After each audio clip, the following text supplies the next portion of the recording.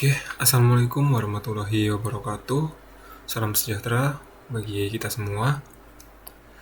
Baik, pada video kali ini saya akan mempresentasikan hasil resum dari dua artikel yang berkaitan dengan bidang sistem operasi dan teknologi komputer. Dan tugas ini dibuat untuk memenuhi tugas mata kuliah sistem operasi. Oke, baik. Jadi sebelumnya izinkan saya memperkenalkan diri terlebih dahulu. Saya Muhammad Zaidan Revintur Cahyo dengan NIM terakhir 026, Prodi Pendidikan Teknologi Informasi, kelas 2025A. Baik, jadi kedua artikel ini membahas dua topik yang berbeda, namun sama-sama penting dalam dunia komputasi. Pada artikel pertama, membahas tentang penerapan algoritma penjadwalan pada proses maintenance mesin ATM. Jadi, penelitian ini membandingkan algoritma shortest job first dan priority scheduling untuk melihat algoritma mana yang lebih efektif dalam mengatur jadwal pemeliharaan atau maintenance. Dan di artikel kedua akan membahas mengenai keamanan kernel pada sistem operasi modern. Dan di artikel nanti, yang artikel kedua, juga menjelaskan berbagai mekanisme keamanan yang digunakan untuk melindungi kernel dari serangan cyber. Jadi, melalui kedua artikel yang akan kita bahas ini nanti,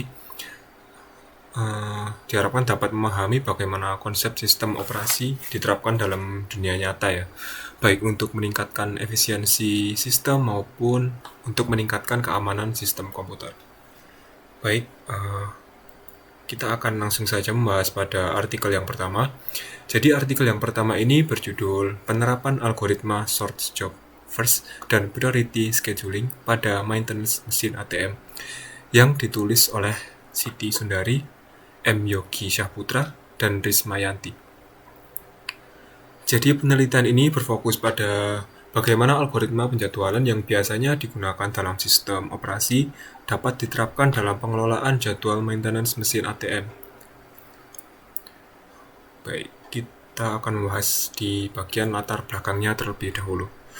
Dalam industri perbankan, mesin ATM merupakan salah satu fasilitas yang sangat penting ya, yang digunakan oleh masyarakat untuk melakukan transaksi keuangan, seperti penarikan uang, transfer, dan pengecekan saldo. Biasanya aktivitas seperti itu yang digunakan di mesin ATM. Untuk mesin ATM ini dapat berfungsi dengan baik, pastinya memerlukan proses maintenance secara rutin. Maintenance ini meliputi perbaikan kerusakan mesin, pengisian uang tunai, dan seperti pemeriksaan sistem.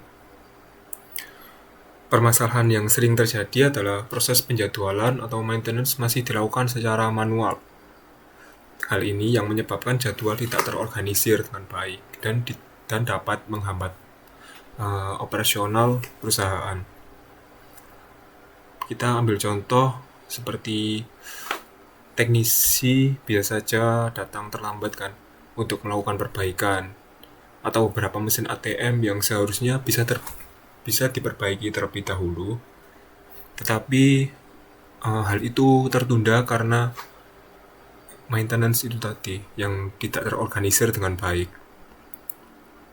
Kemudian karena itu penelitian ini mencoba menerapkan sistem penjadwalan berbasis algoritma agar proses maintenance menjadi lebih efisien. Kemudian masuk ke dalam metode penelitian ini. Penelitian ini dimulai dengan melakukan analisis terhadap sistem yang sedang berjalan. Pada tahap ini, peneliti mengidentifikasi berbagai masalah yang terjadi pada proses penjadwalan. Kemudian, peneliti merancang sistem penjadwalan baru dengan mengimplementasikan dua algoritma, yaitu Short Job First dan Priority Scheduling. Short Job First merupakan algoritma yang penjadwalannya memprioritaskan proses dengan waktu eksekusi paling pendek, yang artinya pekerjaan yang membutuhkan waktu paling singkat akan dikerjakan terlebih dahulu, dan waktu yang paling lama akan dikerjakan pada paling terakhir, dan itu akan sesuai urutan ya, dari yang paling singkat sampai yang paling lama. Kemudian, priority scheduling merupakan algoritma yang memprioritaskan proses berdasarkan tingkat prioritas. Jadi, proses dengan prioritas tertinggi akan dijalankan terlebih dahulu dibandingkan proses lain. Dan prioritas tertinggi ini tidak harus dengan waktu, tidak harus waktu proses yang paling singkat ya, tapi bisa saja mungkin yang paling lama, namun itu yang justru menjadi prioritas untuk diselesaikan terlebih dahulu. Itu sedikit konsep dari priority scheduling. Dan dalam penelitian ini, data yang digunakan meliputi beberapa parameter penting seperti waktu kedatangan pekerjaan, lama proses pengerjaan, dan tingkat prioritas teknisi atau pekerjaan maintenance. Kemudian hasil dan pembahasan ini, hasil dari penelitian ini. Hasil penelitian ini menunjukkan bahwa sistem penjadwalan berhasil dibuat dalam bentuk aplikasi yang memiliki antarmuka pengguna. Melalui sistem ini, pengguna dapat melihat jadwal preventive maintenance mesin ATM. Sang administrator juga dapat mengelola data teknisi serta mengatur jadwal pekerjaan. Dan tim penelitian ini juga melakukan perhitungan terhadap kinerja kedua algoritma yang digunakan. Hasilnya menunjukkan seperti ini. Pada algoritma priority scheduling menghasilkan rata-rata waktu tunggu sekitar 45 menit. Sedangkan algoritma sort job first menghasilkan rata-rata waktu tunggu sekitar 73,5 menit. Dari hasil tersebut dapat disimpulkan bahwa priority scheduling memberikan performa yang lebih baik dalam pengelolaan jadwal maintenance karena sistem ini mempertimbangkan tingkat prioritas pekerjaan. Kemudian selanjutnya adalah bagian kesimpulan.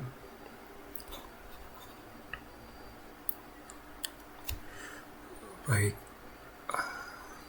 untuk kesimpulan ini, di penelitian ini, peneliti berhasil membangun sistem penjadwalan preventive maintenance mesin ATM berbasis komputer dengan menggunakan dua algoritma penjadwalan. Hasil penelitian menunjukkan bahwa algoritma priority scheduling lebih efektif dibandingkan sort job first dalam mengatur jadwal maintenance mesin ATM.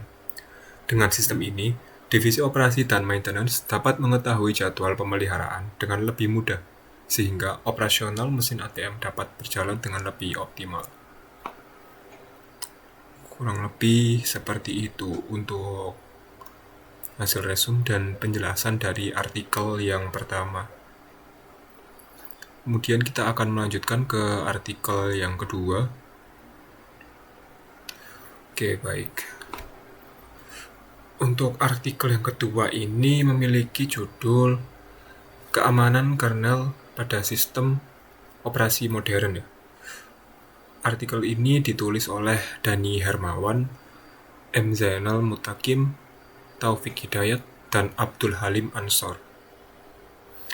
Jadi secara garis besar, artikel ini membahas tentang pentingnya keamanan kernel dalam sistem operasi modern, serta berbagai mekanisme yang digunakan untuk melindungi kernel dari serangan cyber. Kita langsung saja masuk ke latar belakang atau pendahuluan dari artikel ini. Sebelumnya kita harus mengetahui kernel itu merupakan bagian inti dari sistem operasi ya, yang bertugas mengelola sumber daya perangkat keras seperti CPU, memori, dan perangkat input dan output. Kernel juga berfungsi sebagai penghubung antara perangkat keras dan perangkat lunak. Karena perannya di sini sangat penting, jadi kernel menjadi target utama biasanya dalam berbagai serangan cyber. Karena jika penyerang berhasil mengeksploitasi kernel, maka mereka dapat memperoleh akses penuh terhadap sistem komputer, yang dimana serangan terhadap kernel dapat menyebabkan berbagai masalah seperti pencurian data, kerusakan sistem, serta gangguan operasional. Oleh karena itu, keamanan kernel ini menjadi salah satu fokus utama dalam pengembangan sistem operasi modern. Jadi di sini kernel itu terlihat sangat penting sekali ya bagi sebuah sistem operasi atau bagian inti dari sistem operasi ini, karena perannya yang sangat krusial. Baik, kemudian kita masuk ke dalam metode penelitian dari artikel yang kedua ini. Jadi, penelitian ini menggunakan beberapa metode, yaitu studi literatur, eksperimen virtual, dan wawancara dengan pakar keamanan cyber. Untuk yang pertama, studi literatur dilakukan dengan mengkaji berbagai penelitian dan dokumentasi yang berkaitan dengan keamanan kernel. Yang kedua, waktu eksperimen dilakukan menggunakan lingkungan virtual seperti menggunakan QEMU dan VirtualBox. Kemudian melalui lingkungan virtual ini pada bagian eksperimen, peneliti bisa mensimulasikan berbagai serangan cyber seperti buffer overflow dan privilege escalation. Selain itu, peneliti juga mencoba melakukan wawancara dengan pakar keamanan cyber untuk memperoleh wawasan yang lebih mendalam mengenai tantangan dan perkembangan keamanan kernel ini, yang dimana menghasilkan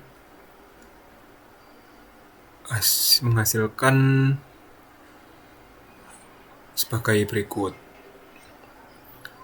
Hasil penelitian di sini menunjukkan bahwa terdapat beberapa mekanisme keamanan kernel yang sangat efektif dalam melindungi sistem operasi. Salah satu mekanismenya yaitu Address Space Layout Randomization atau disingkat ASLR. Jadi cara kerja ASLR ini, dia mengacak lokasi memori sehingga penyerang sulit mengetahui posisi data yang ingin dieksploitasi. Dan hasil penelitian ini menunjukkan bahwa penerapan ASLR dapat menurunkan tingkat keberhasilan serangan berbasis buffer overflow hingga sekitar 80-85%. Kemudian mekanisme lain yang dibahas atau yang didapatkan dari hasil ini adalah kernel hardening. Kernel hardening merupakan teknik untuk meningkatkan keamanan kernel dengan menambahkan berbagai lapisan perlindungan tambahan, seperti proyek Gersecurity yang mampu mendeteksi aktivitas mencurigakan serta mencegah modifikasi kernel yang tidak sah. Kemudian terdapat juga mekanisme seperti Mandatory Access Control atau MAC. MAC memberikan kontrol akses yang lebih ketat terhadap proses yang berjalan di dalam sistem, seperti implementasi SE Linux yang memungkinkan administrator mengatur kebijakan akses secara detail. Kurang lebih seperti itu untuk hasil yang didapatkan dari penelitian ini.